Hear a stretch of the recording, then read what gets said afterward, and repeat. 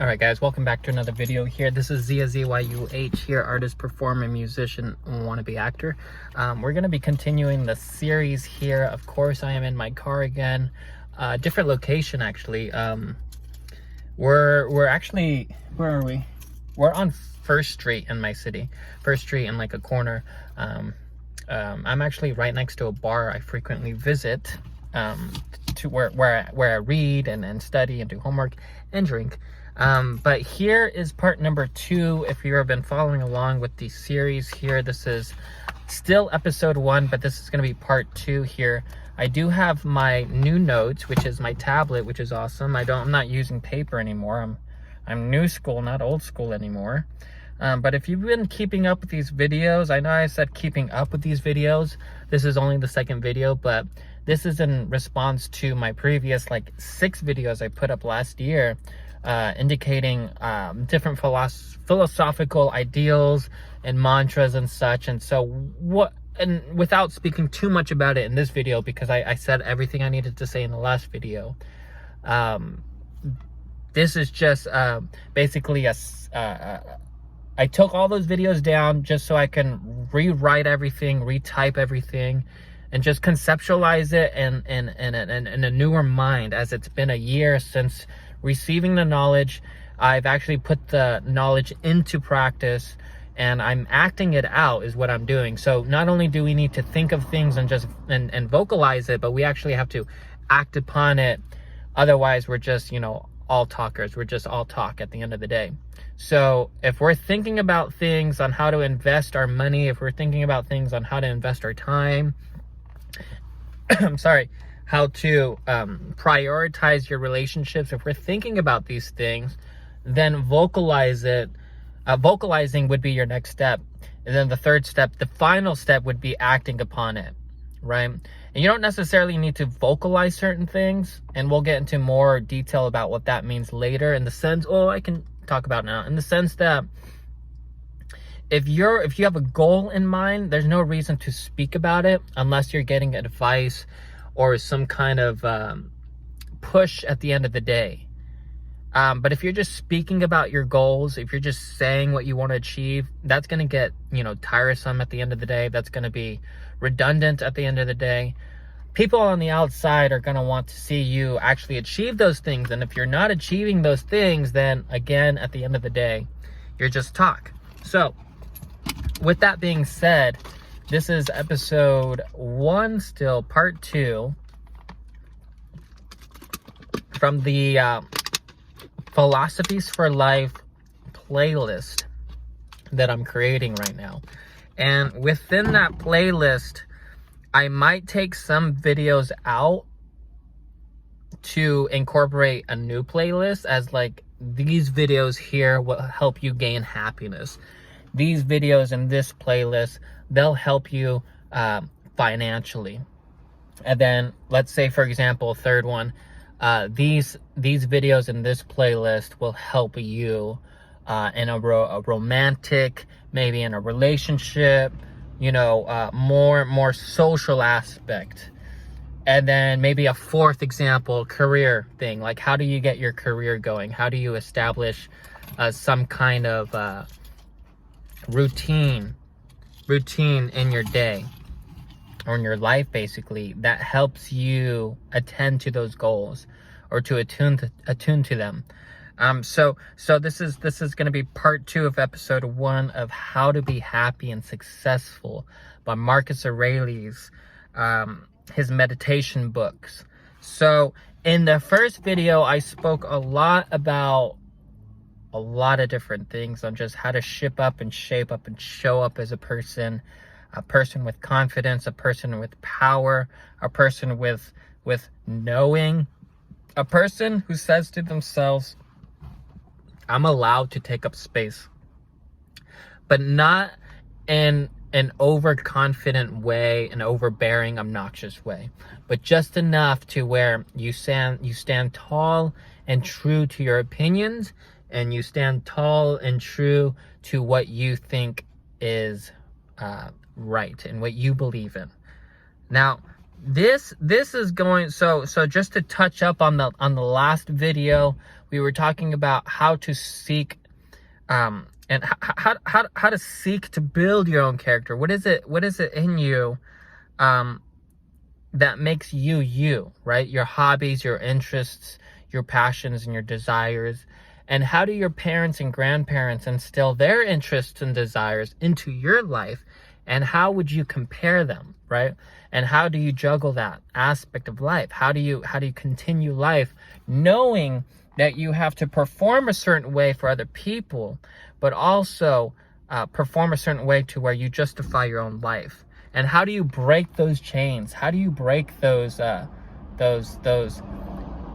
basically these individuals in your life that make you feel like you have to perform a certain way?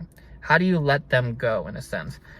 So that's in the first video, and that there is a good hour of just me spewing out a lot of information of how do you just ignore everything that's on the outside and really just focus on what your heart says, right? What you want to do. So going into here, episode 2. Now this, I feel, is just going to be, here's the thing. If I can, I will take up the next 40 minutes here explaining the next 9 steps for this part series here, this episode 1, as opposed to doing 9 other videos here to include part 1, part 2, part 3, part 4, etc. Whereas I can just maybe just spew out all 9 parts here in this video. So going rather quickly then, right? So number 2 here, it says, and I keep looking down, and I really wish, you know, it'd be easier. And here's the thing. This is why I can't do these videos at home, is because number 1, there are way too many distractions. Number 2, I don't have a door. I choose not to have a door, right? I just have a curtain. And that's the reason why, is because, you know, I feed my kitty in my room and she comes and goes as she pleases. I really don't want to deal with the scratching at the door, let me in, and me having to open the door. And I hate having just a cracked open door. I hate that feeling. Either it's open or it's closed. I hate having it just be like in between. That feeling for me is just a no-go. It always has been, and that's probably why that brought a lot of stress in me growing up. Either the door was closed or it was wide open. It was never cracked. And I'm getting off topic here, but that's one of the main reasons why I can't do these videos at home, is because I don't have really a studio, a little corner to call my own. You know, the roommates, they've got their TVs going on. I've got my kitty cat meowing, you know, wanting attention. I've got my own, you know, distractions going on. Like, I don't want to do these videos. I'd rather just sit and watch TV. So it's best for me to find a place where I can isolate myself in my car, right? And to spew out these videos here for you guys in a much more patient manner, you know? But that's why I don't have like my notes like right here, and I don't want them to be like blocking the screen. So I just have them right here on my lap here. So that's why you keep seeing me looking down here.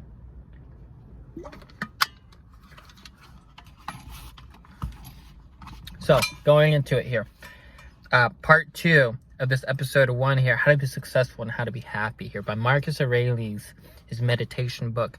Number 2 is to stop seeking the praise of other people. Okay, stop seeking the praise of other people.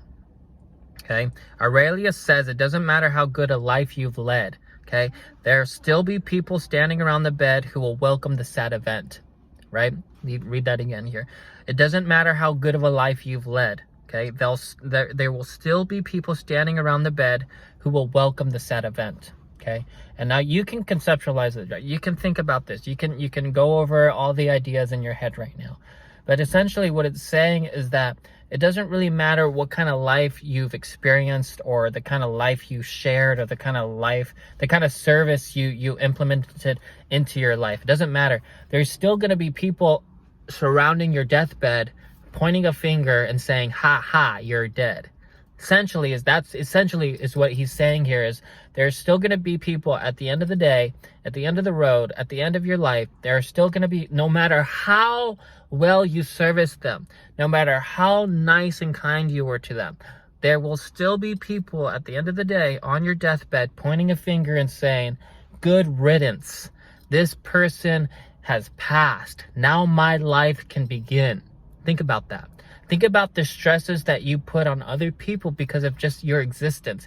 And now, this isn't to say to go about your life, being super cautious and looking at every corner and saying, oh, did I displease them? Did I do something that, you don't want to be the people pleaser. You're going to disrupt other people's lifestyles just by you looking like yourself, just you being you. You haven't even spoken or said anything. They're just going to look at you and go, wow, I really don't like that person. And that's just fact. That's something that you can't change, right? It's something that you have to tolerate. It's something that you have to just, be okay with. So you want to find that fine line of being, respectful, first and foremost, kind and nice, and be of service.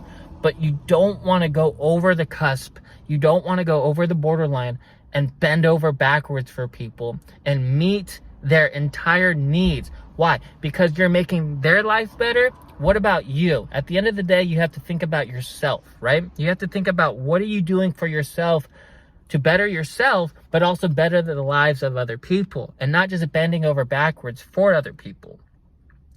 Now, see, it comes to the point where, I can't please everybody. So why even try, right? If we're on the concept, if we're on the ideal of, as soon as I walk out the door, I have to be nice and kind and respectful for everybody. And here's the thing, though. Here's the kicker. In a relationship, whether that be between two acquaintances or two best friends, there has to be 2 feet in at all times. You can't just put 1 foot in, give it half-ass effort in a sense, and expect the other person to give full force attention to you, and vice versa. You can't put in 2 feet in and have the other person just put in 1 foot and then expect you yourself to bend over backwards to attend to their needs in that sense, right? So there needs to be a balance within both partners in the relationship. Again, regardless if that's a sexual relationship, a romantic relationship, an acquaintance relationship, a coworker relationship, a colleague relationship, right? A relationship is a relationship. It's 2 people, it's 2 individuals having to share each other's lives for just a tad moment, whether that be in the workforce or in the family, or on the outside, the stranger aspect, and putting in your full force. But again, it's a fine line of not having to bend over backwards for everybody that you meet. Not every stranger deserves your kindness, right? This doesn't mean you have to be disrespectful. This doesn't mean you have to be rude and overconfident and boisterous and obnoxious and just go out there and flail your arms around and say, I'm the only person who matters here, right? This isn't what we're talking about.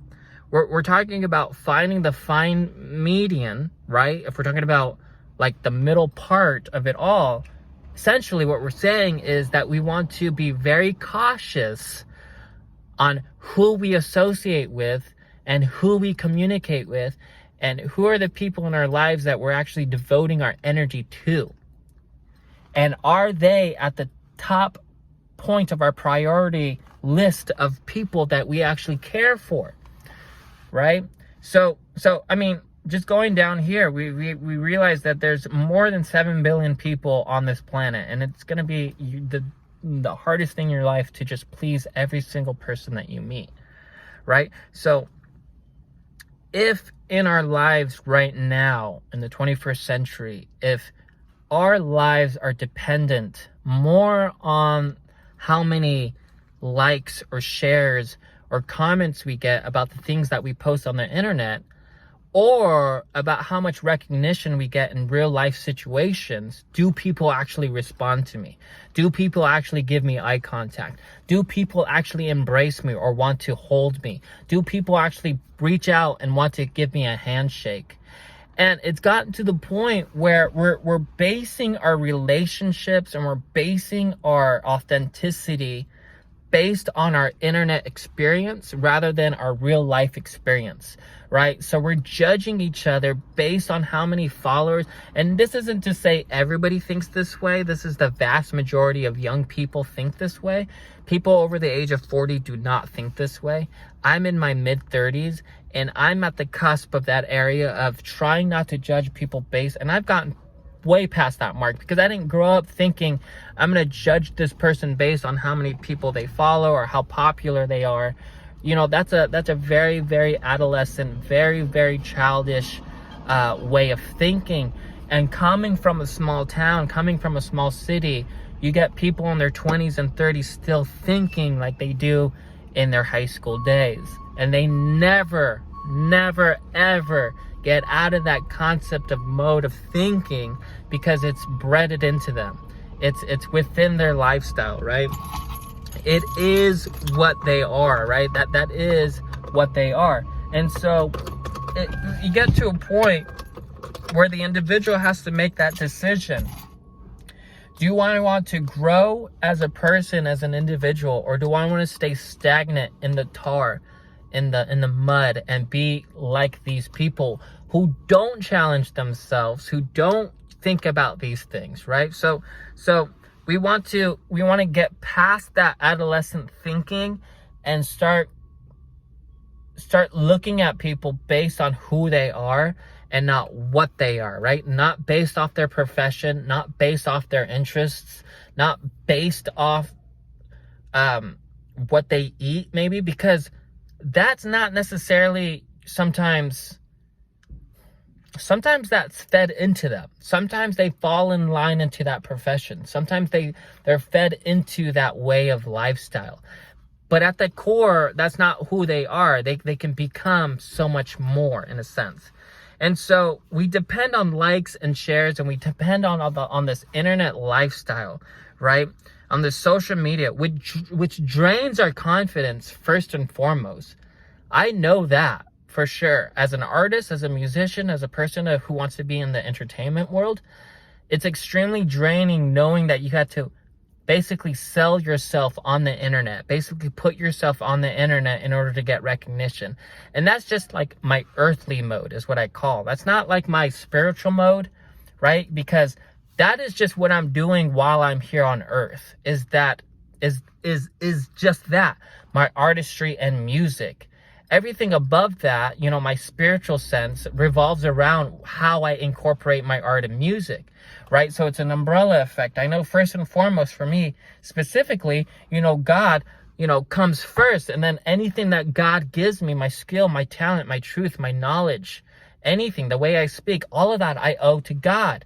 And so it makes me feel more comfortable as a being, makes me feel more peaceful knowing that I can attune to those skills and talents and incorporate some kind of spiritual or godly sense to awaken dead souls in a way where I can wake up people who need to see God. Essentially, that's where I'm at, right? That is where I thrive as an individual, is knowing how I can use my skills, my talents, and things that come naturally easy for me, as opposed to my neighbors, my siblings, and how can I please God? How can I do God justice through my skills and through my talents? And then there's your earthly mode, which is your physical body, and you think, gosh, I want to become a musician, I want to be an actor, I want to be this, I want to be that.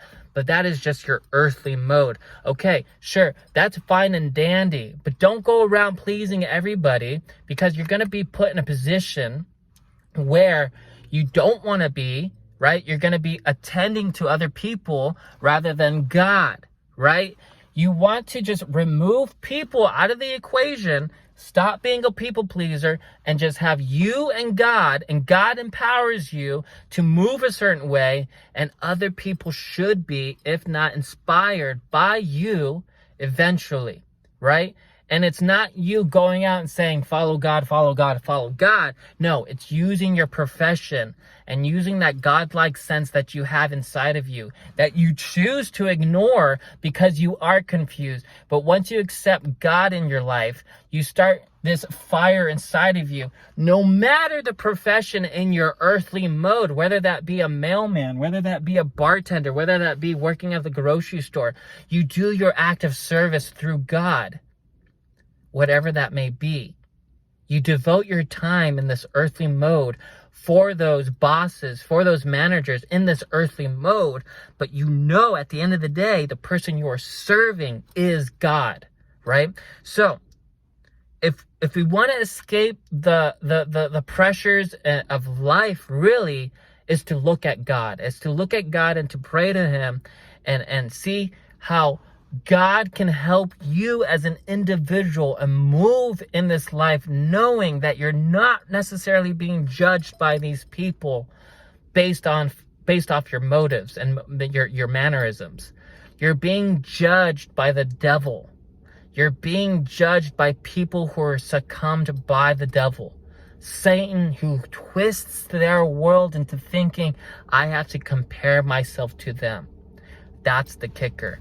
We want to put ourselves in a position where we're in constant service for God through our professions and through our talents and skills, but not go so far much as into being a people pleaser and bending over backwards, exhausting not only yourself, but being manipulated by those Satan people. And I call them Satan people. I call them people of Satan. Not that they're Satan worshipers. I too am a person of Satan, because Satan has tempted me so much, so many times in my life, to the point where, gosh, would there really be a difference between Satan and me? Really, honestly, at the end of the day, we're all Satan. We're all the devil. We're all wicked, cruel people. And that is why we need God. That is why we need the light. Because if we just have that earthly temptation, if we just think, gosh, if I was a musician, if I was rich and famous, if I was an actor and I was rich and famous, that's all I need. That is the Satan lifestyle. Because there's so much more after that. There's so much more after your earthly mode. You need to attune to a higher frequency, knowing that, yes, this is what I want in my earthly mode. It is to become an actor. It is to become a musician. But it's just that, an earthly mode. And how can I devote my earthly mode into a godlike sense? So, it's draining our confidence, within ourselves and our self-worth when we depend on only ourselves. We begin a healthy and stable relationship with ourselves. Hold on. So basically, this is saying everything that I just said. So you've got to walk out the door by being opinionated, right? Have an inquisitive mind. Have an analytical mind. Have a questionable mind. Have a mind where you go, why can't that be this? Why can't that be this? Why is that that? Why can't we change that? It's a critical thinking mode is what it is. It's not accepting things as they are. It's not being stagnant, right?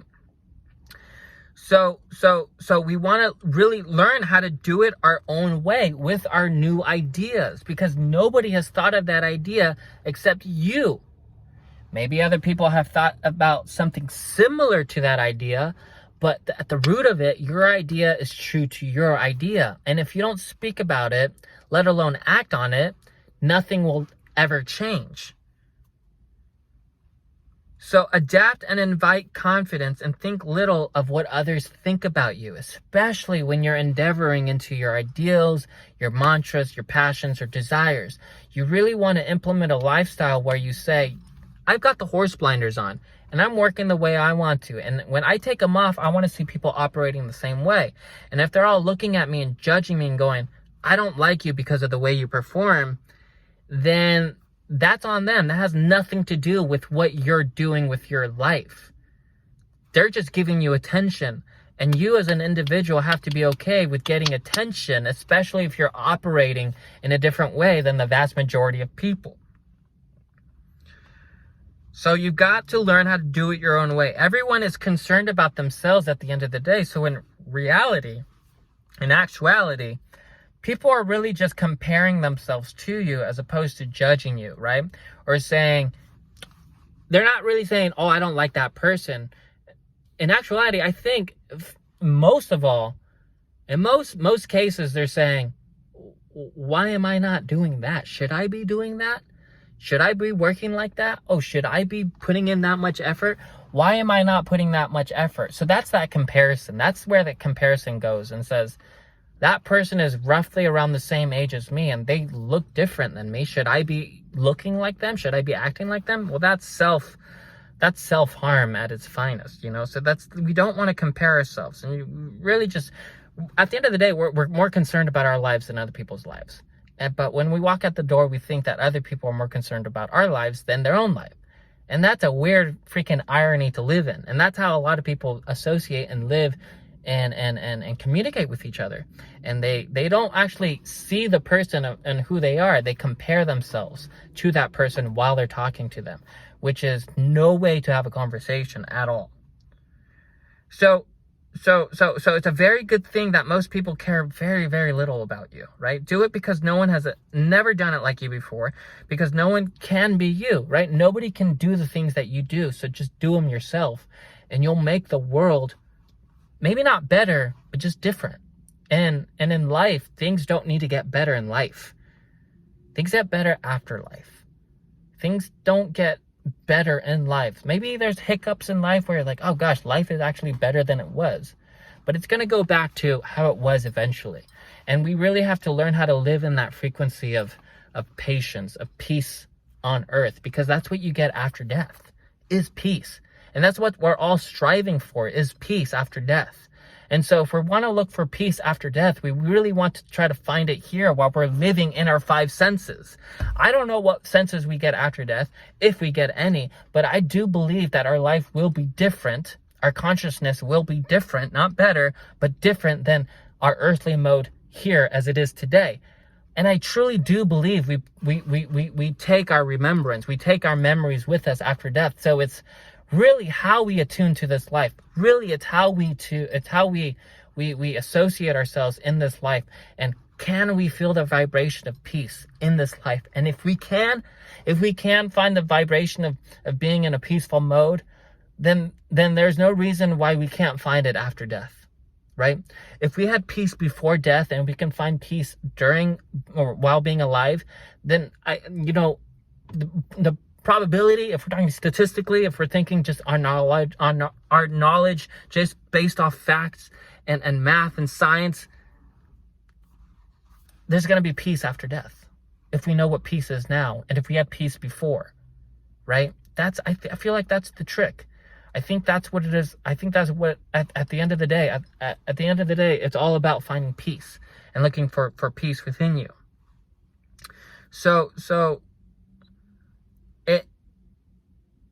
in the umbrella aspect, you're the only one capable of creating such a life that others can only experience if it were not for you and your involvement with the world throughout you and others, right? So in order for other people to actually experience your true self, you have to act like your true self. Otherwise, they're not experiencing your true self, and they're actually being cheated out of a good experience, because isn't it your responsibility to do what you're supposed to do in life? And it was at that moment of their crossing into your life that they were cheated out of a mode of person who was lazy, who wasn't attuned to their peaceful state, who wasn't living, but rather dead. And so now if you have a lot of people who are dead, physically dead, what I mean is like they're alive, but they're not alive in their soul, but they're alive physically. And they're just like walking zombies is what I call them. It's like nobody's really reacting to anything. Everybody's just shut off from everyone. And then all of a sudden you get one person who's actually alive. And then you have all these dead people going, wait, whoa, what is this weird energy? Like, I'm confused. I'm awkward in this. I'm anxious. I don't know how to attune to this. I don't know how to base my low frequency with your high frequency. And so that high frequency, that person, that individual who's actually living life, either is also living in that anxious state, not knowing how to live. And so they have to bring themselves down to a lower frequency to all the other dead zombies in the world.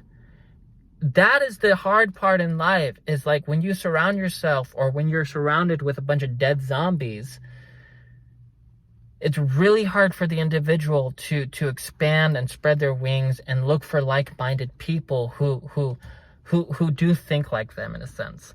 So with that here, and I think I'm just going to talk about part 2, because gosh, I go on a rant. I really do. So begin by removing anything in your life that has a negative emotion or feeling to it. That's like one of the most important things. One of the reasons why I'm so happy all the time, or just not happy all the time, but just okay with my life, is that I don't have a lot of people in my life. So that eliminates a lot of drama that I don't need. That eliminates a lot of stresses I don't need. I don't have children, so I'm not worried about having to take care of children. I don't have a wife or a girlfriend in my life right now, and that removes a lot of stresses. What my main priorities in my life right now is my own mental health, my education, my career, and my finances.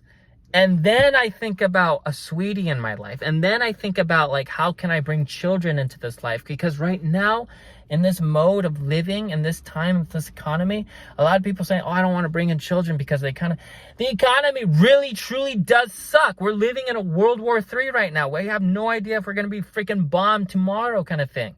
That's the kind of world we're living in right now. And people say, oh, you got to take the risk. It's like, why should I, right? If I can't even financially support myself individually, why bring in another person into this life and have to stress myself even more so I can feed this child? And it's like, I'm trying to figure out my own freaking life right now, So it's like, that's the thing. Sometimes you're brought into this world knowing that you're never going to have children, or that you are going to have children. Those are the curveballs in life. But right now, I'm 32. I'm concentrating a lot more. It's like 90% of my time is focused on school, my career, and my finances, as this allows me to have women be more attracted to me through my finances and my capability of protecting them and having a good home for them. Because I come from a very traditional, a very republic mindset, and that wasn't bred onto me. That was just my way of thinking. Maybe my dad's a little bit like that, and he doesn't want to accept the fact that he's not very political, but he's a very, very conservative kind of, thinker. And so that's inbred into me. And also my mom, a little bit more on the liberal side, a little bit flexible, but also very, very, very Republican. So I think, I guess I do have that sense of family lifestyle in my life. And so that is directed into my lifestyle and how I approach women, and how I feel I should be the one more responsible when it comes to finances. I should be the one who is more responsible when it comes to maintaining a home, knowing how to build a home, knowing how to fix a home, basically having a home for my babies and have a home for my wife, my future wife, right? That is my responsibility. It is the responsibility of my wife and my future wife, right? My spouse kind of thing, to nurture the kids. Sure, I can be a good nurturer. Sure, I can get on knee level. Sure, I can interact and play with the kids.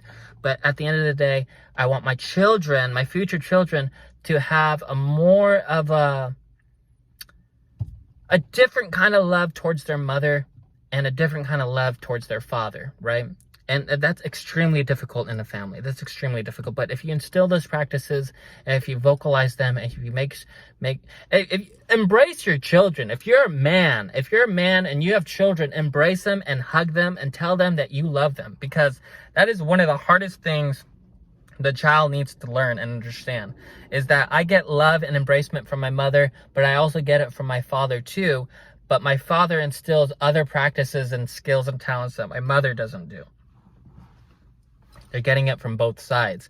And that brings up a better and more stable individual, a healthier, stable individual, as opposed to the one just being brought up by their mom, even though their dad was there, but wasn't there emotionally. But maybe it was just there financially, right? And that's a good thing.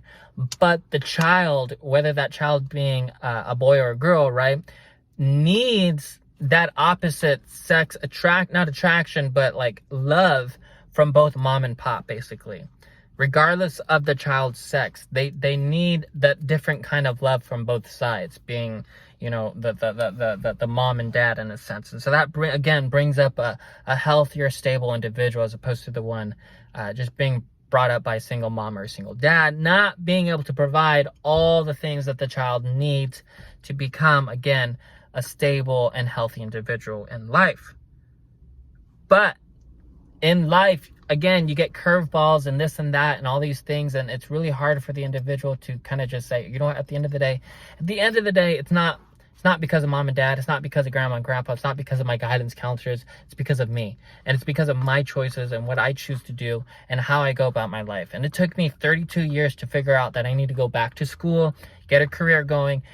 If I'm a nose in book kind of guy on my free time, there's no reason why I can't be a nose in a book kind of guy at school and get an education, get a career going, because that is where I thrive. That is where I excel. And that is something that wasn't instilled into me or pressured into me or forced into me as a child growing up in my adolescent age. It wasn't saying like, oh, you need to go to school. You need to go to school. It was more like, hey, you need to go to school to help you out. But I didn't really know how it would help me out, right? So it takes life and experiences to finally go, wait, pump the brakes, stop the brakes. Let me kind of just like stop here for a second, go back to school and go that route, because I feel it'll definitely help me out at the end of the day. So by removing anything in your life that has a negative emotion or feeling to it, meaning working too much for me specifically wasn't doing me any justice. Sure, it was giving me the finances I needed, but at the end of the day, I'm still, short on bills, so I'm not working long enough hours. I don't want to work a really hardcore, labor job. So you have to make that decision of like, go to school. This is the time. You should have done it already, but life happens kind of thing. But it's realizing it, right? It's realizing it. The less you have, the less you have to focus on and remember, right? The less people you associate with, the less drama in your life, right? Things like that. The less jobs you quit, the less problems, less problems will arise in the future, in the sense of future employers, in the sense of, we don't really want to hire you because you've quit too many jobs. You don't want to quit everything. Stay the 6 months, try it out. Stay the year. You're supposed to stay a year. Try it out, give it some time. Maybe you will grow and excel in that position, as opposed to just jumping from one job to the next job and never excelling in anything ever in your life. But on your resume, you have 20 jobs that you worked for 6 months each, as opposed to having 3 jobs where you worked 10 years each. That looks a whole lot better, so devote your time. That's the thing with younger people. They don't want to devote their time. They give up too quickly and they throw in the towel too fast. And if that's how the economy is going to be, I don't want to bring in children into this world. But if I have to, I'm private school, most and foremost, private school. It's separating them from this sick world that you have to attune to. Just trying to go the entrepreneurial route, right? The I own my own business kind of thing. I don't really associate or have to work for a company. Right? It is possible. But the thing is, if you're 15, 16 listening to this, think about starting up a business. There's no, back in the olden days, the traditional, 1800s, people were working at 15, 14 and even younger, and they were doing what their dad was doing, or they were doing what their mom was doing. And they were working at 15, 16. It's no different today. People are working at 16, escape the reality of going, oh, I don't have to work until after high school. What? No, work as soon as possible kind of thing. Instill those mantras and skills and talents earlier than later. Watch what you eat and how often you engage in the actual practice of eating, because it could become gluttonous, right? Like in the beginning of the video, eliminate the food intake, right? Eliminate the food intake. You start losing weight. You have a clearer mind. You're not so congested. You're not so inflamed. Your body is relaxed and everything. And so you have more to bring in, right? When you eat less. So just finishing up here, I got a timer, a reminder to cut this. The last thing here is, one of my favorite things to do is not eat for some time. Say 12 hours of not eating.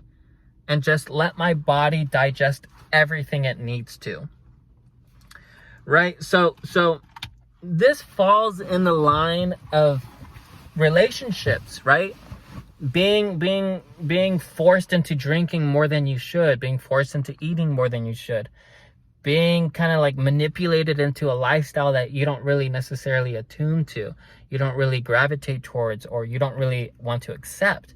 And so we have to make those decisions and say no, and not be a people pleaser to everybody, right? The thing is to part 2 here was saying, stop seeking the praise of other people. So this whole episode here, this whole part of this episode 1, part 2 is saying not to bend over backwards for everybody. Be the lone wolf. Be your own creature. Be your own being. As we all are our own beings at the end of the day, we become stronger as a people. When I go out the door and I see a bunch of people hanging out with, like, you're 30 and 40 and you're hanging out like with a bunch of, like, you know, like, I get it. Like, it's fine. It's fun to get a group of people to get together and have a good time. But if I see it every weekend, it's like, how dependent are you on these people for your own happiness? Can't you take yourself out? Can't you just take your sweetie out? Can't you just go out and have a good time, just the two of you? Do you have to associate like these? Oh, let's have a quadruple date, couple date going on. You know, 2 and 2 and 2 and 2 and 2. Why? Drama ensues, tribulation and trouble, right? There conflicts ensues, like things, you get sucked into other people's life, and it's barf to me is what it is. I feel truly in our soul is not to separate yourself from other beings, but to grow your own soul and to become that fiery spirit to where you can stand tall and true and take up space and say, hey, I belong here. Just because I'm alone doesn't mean I'm dependent on other people for my happiness, or I'm dependent on other people for my security. No. I am an individual. I am a being. I am a human being for this time. And I'm taking up space, and I'm here now. And if that upsets you, if that ruffles your feathers, if that makes you feel inferior to me, that says more about you than me. Because I am just being a person. You, on the other hand, are looking at me and judging me and saying, who are you to be alone? Who are you to just be okay with who you are? I don't like that. Well, why not? Why don't you like that? And that there is the true meaning of life. And that there is the true meaning of what we're talking about. Not being a being surrounded by a bunch of other beings, attending to their needs, but rather being a being surrounded by a bunch of people, just being a person. Just taking up space. Not having to service people, not having to bend over backwards for people. Just taking up space is a lot more powerful than the individual looking left and looking right and going, I need to be with somebody, I need to be with somebody, I can't be by myself, I can't just be by myself, I'm fidgety, I need to read a book, I can't look at my phone, I have to look at my phone. Fidgety, anxious, unsure, anxiety. That is no way of being. A being who's stoic like a rock, right? The one who walks into an establishment, the lone wolf, sees the other lone wolf. And they see the lambs, they see the sheep. Those are all surrounded by them. But if anything, there's 1 or 2 or 3 lone wolves in the establishment. And these individuals are the analytical mind, the observer, the people, the sight, not the people pleaser, but the sightseer, the people watcher is what I'm saying. The one who's not necessarily on edge, but is ready to protect if need be. And can hold their own, first and foremost. But they'll protect if they have to. They don't necessarily need to. But more than often they want to, because it's in their position, it's in their reality, it's in their responsibility, it's in their head, it's in their mantra, the way of life that they're attuning to, saying, these individuals can't protect themselves from this crazy individual, so I'm just going to come in and try to just, handle the situation if it arises to that state, because then you have the balance or security. Those individuals know their way in life. They're stoic, they're strong people. They take up space and they let themselves be known for the ones around them who are anxious, who are in that anxiety state, who have to watch their steps and say, hey, there's somebody who's gonna, get me in trouble if I act aloof. Not everybody is like this. Not everybody can be that stoic, tall, standing true person. And we want to get to that. Everybody should get to that position in life. Not to be dependent on their spouse, not to be dependent on their counselors or their advisors or their therapists, not to be dependent on their friends or their family, but to depend on yourself. And most importantly, to depend on God, right? We want to skip the step of depending on our bosses and our mothers and fathers and guidance counselors, and we want to just go directly to God. God and you. Everybody in between is just like you. But at the end of the day, it's you and God and everybody else in between. And everybody else in between has to be with God, right? It's not like you're down here and you're attuning and you're being a people pleaser to all these people and you say, well, what about God? I don't have time for God. No, it's you and God and then everybody else. Okay? So with that, I'm going to end the video. It's at that 15-minute mark. This is part 2 of episode 1 of How to Be Successful by Marcus Aurelius.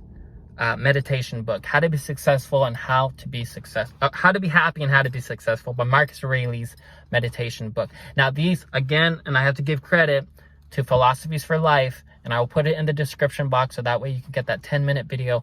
Also, I'm going to try my hardest to put up the PDF, the typing, paper kind of thing, if people want more of a typography kind of thing to look at. Instead of a visual thing, instead of a 10-minute video, they have the necessary steps right there written for them. So with that, I'm going to end the video here. This is Zia, Z-Y-U-H, artist, musician, actor, wannabe, what like the saying is actor, wannabe musician, wannabe actor kind of thing. But I'm out, okay? It's been a long day. I did a lot of studying today.